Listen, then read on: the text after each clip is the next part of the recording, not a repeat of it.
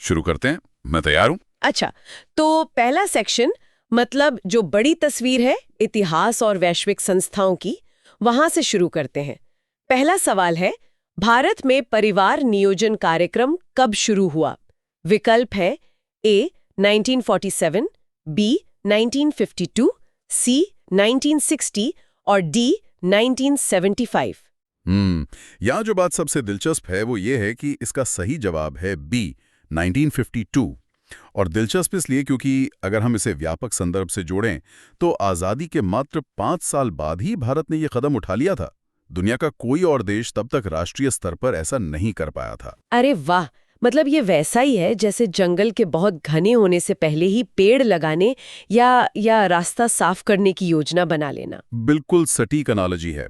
उस समय बड़े बड़े विकसित देश भी जनसंख्या और संसाधनों को लेकर कोई ठोस नीति नहीं बना पाए थे, तो ये एक बहुत बड़ी दूरदृष्टि थी। सही कहा। अच्छा, अब इसी से जुड़ा हमारा दूसरा सवाल है, WHO यानी WHO का पूर्ण रूप क्या है? विकल्प है A World Health Organisation, B World Human Organisation, C World Health Office या डी वर्ल्ड ह्यूमन ऑफिस। इसका जवाब तो बहुत सीधा है, विकल्प ए वर्ल्ड हेल्थ ऑर्गेनाइजेशन। लेकिन इसके पीछे का जो अर्थ है वो बहुत गहरा है।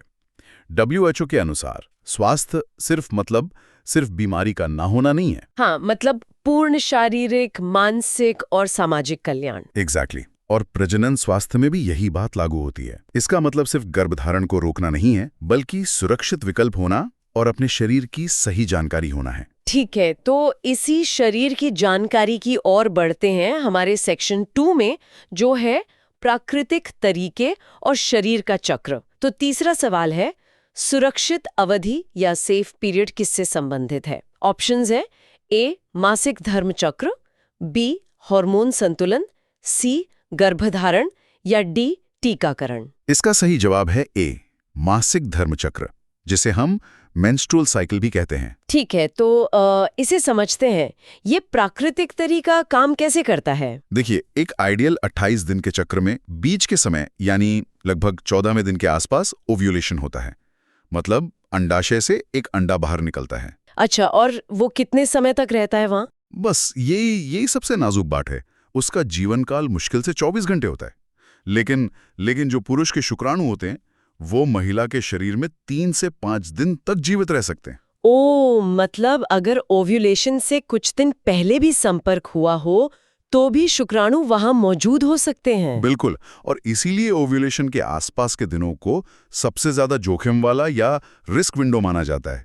इसे छोड़कर बाकी दिनों को तकनीकी रूप से सुरक्षित अवधि कहते हैं। समझ गई।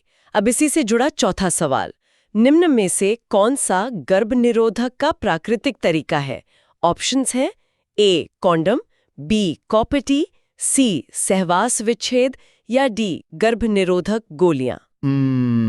इसका जवाब है सी सहवास विच्छेद, जिसे विड्रॉल मेथड या कोइटस इंटरप्टस बी कहते हैं। तो इसे प्राकृतिक क्यों कहा जाता है और क्या ये सच में भरोसेमंद है? प्राकृतिक इसलिए क्योंकि इसमें कोई बाहरी उपकरण या केमिकल इस्तेमाल नहीं होता। लेकिन जहां तक भरोसे की बात है, ये बिल्कुल भी सुरक्षित नहीं है, क्योंकि मुख्य स्खलन से पहले भी जो तरल निकलता है उसमें सक्रिय शुक्राणु हो सकते हैं। अच्छा, तो मतलब प्राकृतिक तरीकों में एक तरह का रिस्क हमेशा रहता है। बिल्कुल, और क्योंकि ये तरीके हमेशा भरोसेमंद नहीं होते, इसलिए विज्ञान ने भौतिक और यांत्रिक उपकरणों का आविष्कार किया, जो हमें हमारे तीसरे सेक्शन पर लाता है। तो पांचवा सवाल है, निम्न में से कौन सा बैरियर मेथड है? विकल्प हैं ए कॉपर टी, बी कंडोम, सी गोली या डी इंजेक्शन। इसका सही जवाब है बी कंडोम। अच्छा, इसे बैरियर क्यों कहते हैं? मतलब ये क्या ब्लॉक कर रहा है? ये सचमुच एक दीवार या भौतिक अवरोध की तरह काम करता है, जो शुक्राणु और अंडाणु को मिलने ही नहीं देता। और यहाँ जो बात सबसे दिलचस्प है वो ये है कि ये इकलौता तरीका है जो गर्भ निरोधक के साथ साथ यौन संचारित रोगों यानी STDs से भी बचाता है। मतलब ये एक डबल प्रोटेक्शन है। चलिए छठा सवाल देखते हैं। IUD का पूर्ण रूप क्या है? A internal uterine device, B intra uterine device, C Indian uterine device या डी इंटीग्रेटेड यूट्राइन डिवाइस। इसका सही उत्तर है बी इंट्रा यूट्राइन डिवाइस। तो इंट्रा का मतलब अंदर और यूट्राइन मतलब गर्भाशय। है ना? एग्जैक्टली गर्भाशय के अंदर लगाए जाने वाले उपकरण। ठीक है, तो 7वां सवाल इसी बारे में है। कॉपर टी किस प्रकार का गर्भ निरोधक है? ऑप्शंस है ए हार्मोनल, बी रासायनिक, सी यांत्रिक या डी प्राकृतिक। इसका जवाब है सी, यांत्रिक या मैकेनिकल। यहाँ बात बहुत ही रोचक हो जाती है। मतलब ये कॉपर टी अंदर जाके काम कैसे करता है? ये कोई हार्मोन तो रिलीज नहीं करता? नहीं, बिल्कुल नहीं। ये एक छोटा सा टी आकार का प्लास्टिक का ढांचा होता है जिस पर तांबे का यानी कॉपर का तार लिपटा होता है। जब इसे गर्भाशय में फिट किया जाता है तो ये कॉपर आयन छोड़ता है। और वो आयन क्या करते हैं? वो आयन शुक्राणुओं के लिए बहुत जहरीले होते हैं। वो उनकी गतिशीलता मतलब तैरने की क्षमता को नष्ट कर देते हैं। अगर वो तैर ही नहीं पाएंगे तो अंडाणु तक पहुंचेंगे कैसे? अरे वाह, मतलब वो रास्ते में ही उन्हें कमजोर कर देता है। अच्छा, 8वां सवाल, लूप किसका उदाहरण है? ऑप्शंस हैं ए हार्मोनल विधि, बी आईयूडी, सी प्राकृतिक विधि या डी शल्य विधि। इसका जवाब है बी, आईयूडी।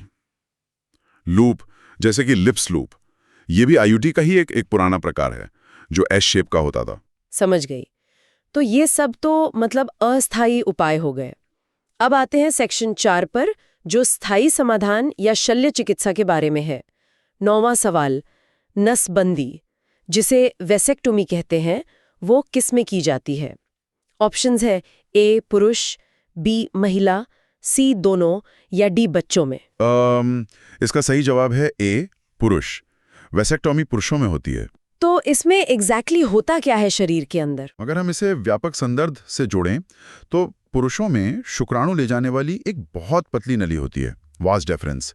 इस छोटी सी सर्जरी में डॉक्टर बस उस नली को काटकर बांध देते हैं। मतलब रास्ता ब्लॉक हो गया। बिल्कुल, शुक्राणु बनते तो हैं लेकिन वो बाहर नहीं आ पाते और शरीर उन्हें खुद ही एब्जॉर्ब कर लेता है। अच्छा, तो 10वां सवाल महिलाओं से जुड़ा है।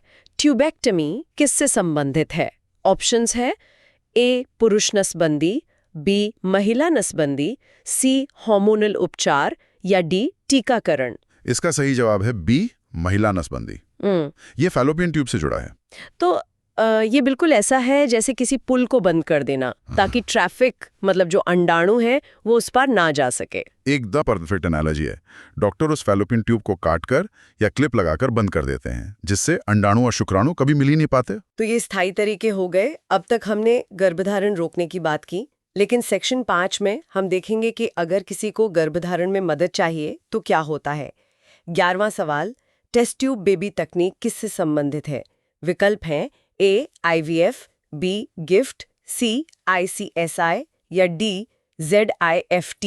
इसका जवाब है ए, IVF यानी इन विट्रो फर्टिलाइजेशन। ये जो टेस्ट ट्यूब बेबी शब्द है ये हमेशा से मुझे बड़ा भ्रामक लगता है। मतलब बच्चा सच में किसी टेस्ट ट्यूब में तो बड़ा नहीं होता है ना? बिल्कुल नहीं, ये एक बहुत आम गलतफहमी है। सिर्फ शुरुआत का जो मिलन है, मतलब अंडाणु और शुक्राणु का जो फर्टिलाइजेशन है, वो शरीर के बाहर एक लैब में एक डिश में होता है। अच्छा। हाँ। और उसके बाद जब वो एक स्वस्थ भ्रूण या एम्ब्रियो बन जाता है तो उसे वापस मां के गर्भाशय में डाल दिया जाता है और बाकी का पूरा विकास एकदम प्राकृतिक तरीके से पेट में ही होता है। ये सच में विज्ञान का चमत्कार है। अब 12वां सवाल देखते हैं। एमनियोसेंटेसिस का उपयोग किसके लिए किया जाता है? विकल्प है ए गर्भ निरोध, बी भ्रूण का लिंग निर्धारण, सी आनुवांशिक विकारों की पहचान या डी गर्भपात। इसका सही और मेडिकली एथिकल जवाब है सी, आनुवांशिक विकारों की पहचान। तो इस सब का क्या मतलब है? ये प्रक्रिया क्या है? जब बच्चा गर्भ में होता है तो वो एक तरल पदार्थ एमनियोटिक द्रव में तैरता है। इस द्रव ने बच्चे की कुछ कोशिकाएं होती हैं। डॉक्टर सुई से वो थोड़ा सा द्रव निकालते हैं और जेनेटिक बीमारियों का पता लगाते हैं। लेकिन ऑप्शंस में जो बी था, लिंग निर्धारण, लोग इसका गलत इस्तेमाल भी तो करते हैं। हाँ, और ये बहुत ही दुर्भाग्यपूर्ण है। तकनीक का असली काम बीमारियों का पता लगाना है, लेकिन समाज का एक हिस्सा इसका अवैध इस्तेमाल करता है, जिसपे मतलब हमें जागरूक रहना चाहिए। सही बात है। खैर, अब हम अपने आखिरी सेक्शन की ओर बढ़ते हैं, यौन संचारित रोग और शरीर की रक्षा प्रणाली। 13वां सवाल, निम्न में से कौन सा यौन संचारित रोग यानी STD नहीं है? ऑप्शंस है ए एड्स, बी सिफिलिस, सी टाइफाइड या डी गोनोरिया? इसका जवाब बहुत क्लियर है, सी टाइफाइड। हाँ, क्योंकि टाइफाइड तो मतलब दूषित खाने या पानी से होता है ना? बिल्कुल। बाकी तीनों एड्स, सिफिलिस और गोनोरिया ये अंतरंग संपर्क से फैलने वाले एसटीडीज हैं। ठीक है, 14वां सवाल, एड्स का कारण कौन सा वायरस है? Options A H1N1, B HIV, C HPV या डी HBV? इसका सही जवाब है बी HIV। यहाँ मैं चाहूंगी कि आप HIV और एड्स के बीच का जो तकनीकी अंतर है वो थोड़ा साफ करें। लोग अक्सर इन्हें एक ही समझ लेते हैं। ये बहुत जरूरी पॉइंट है। HIV वो वायरस है, मतलब वो सूक्ष्म जीव है जो शरीर में घुसता है। अगर कोई HIV पॉजिटिव है तो मतलब वायरस शरीर में है।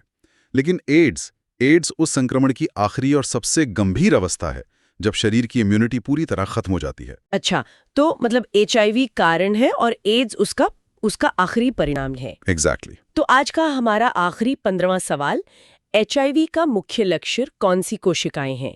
विकल्प है A RBC, B WBC, C platelets या डी तंत्रिका कोशिकाएं।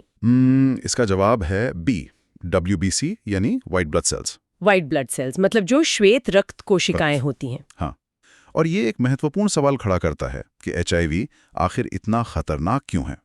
हमारी WBC शरीर की सेना की तरह होती हैं जो बीमारियों से लड़ती हैं। ओह, तो ये तो ऐसा है जैसे कोई दुश्मन देश की सेना से आमने सामने लड़ने के बजाय सीधे सीधे सेना के मुख्यालय पर ही हमला कर दे और रक्षकों को ही नष्ट कर दे। एकदम सटीक एनालॉजी।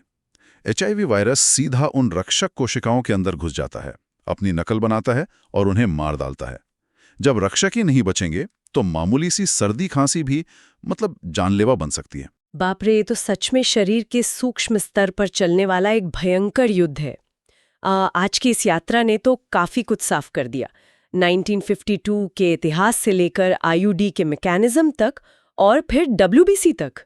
इन 15 सवालों ने मतलब हमें ये सिखाया है कि प्रजनन स्वास्थ्य की जानकारी होना हमारे स्वयं के शरीर के प्रति एक बड़ी जिम्मेदारी है। बिल्कुल, अपने शरीर को समझना सबसे पहला और सबसे मजबूत कदम है।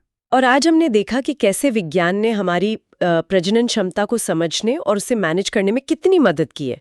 लेकिन एक विचार है जो मेरे मन में आ रहा है। हाँ, बताइए। जैसे आज हमने गर्भ निरोधक उपकरणों से लेकर IVF तक की बात की, लेकिन हम सोच सकते हैं कि जैसे जैसे आर्टिफिशियल इंटेलिजेंस और जीन एडिटिंग जैसी एडवांस तकनीकें विकसित हो रही हैं, अगले 50 सालों में प्राकृतिक प्रजनन की हमारी परिभाषा कितनी बदल जाएगी?